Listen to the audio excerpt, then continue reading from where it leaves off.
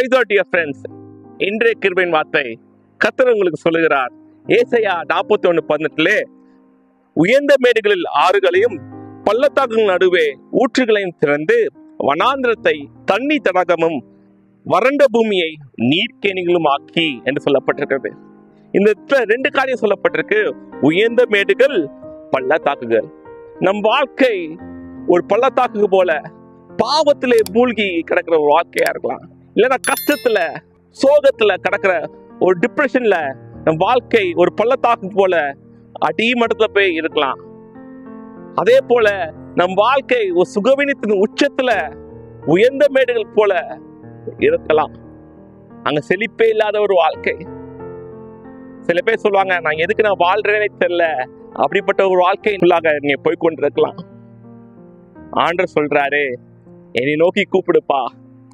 17 வருஷத்தை பாத்தீங்கன்னா, கர்த்தராகிய நான் அவர்களுக்கு செவி கொடுத்து, நீங்க ஆண்டவரை பார்த்து அப்பா பிதாவே என்று கூப்பிட்டு, என் வாழ்க்கை இப்படி போயிட்டு இருக்குப்பா, என் வாழ்க்கை இந்த மாதிரி ஒரு டவுனான சிச்சுவேஷன்ல போயிட்டு இருக்குப்பா, நான் திருப்பி எந்திரிப்பேனா, திருப்பி நான் அந்த சிச்சுவேஷன்ல நான் திருப்பி மறுபடியும் நான் திருப்பி உயர்வடைவேனா என்று எண்ணமில்லாமல் சோகத்துல உங்க வாழ்க்கையை சென்று கொண்டிருக்கலாம். ஆண்டவர் சொல்றாரு, நான் உனக்கு செவி கொடுக்கிற தேவனா இருக்கிறேன், நான் உனக்கு மறுமலர்ச்சி கொடுக்கிற தேவனா இருக்கிறேன், நீ கவலைப்படாத, நான் உன்னோட கூட இருந்து நான் செய்யும் காரியங்கள் பயங்கரமா இருக்கணும் என்று ஆண்டவர் உங்களை பார்த்து சொல்லுகிறார். ஆண்டவர் சொல்றாரு, நான் உனக்கு தேவனா இருப்பேன், நான் உனக்கு கைவிடாது இருப்பேன் என்று. நம் தேவன் கைவிடாத தேவனுங்க. இந்த உலக மக்களை நம்பி நீங்க போய் அவங்க கைவிட்டு நம் வாழ்க்கை சோகத்துல இல்லைன்னா பள்ளத்தாக்கள் நடுவே சென்று கொண்டு இருக்கலாம். ஆண்டவர் சொல்றாரு, நீ என்ன நம்பி வா, நான் உன்னை கைவிடாது இருப்பேன், எந்த நிலைமையில நான் உன் கூட இருப்பேன்.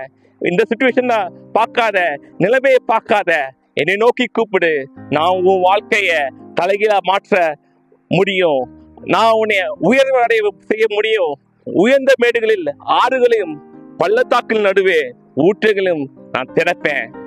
ஆண்டவர் உங்களை கைவிட மாட்டார். ஆண்டவர் உங்களை ஆசீர்வதிப்பாராக. ஆமென்.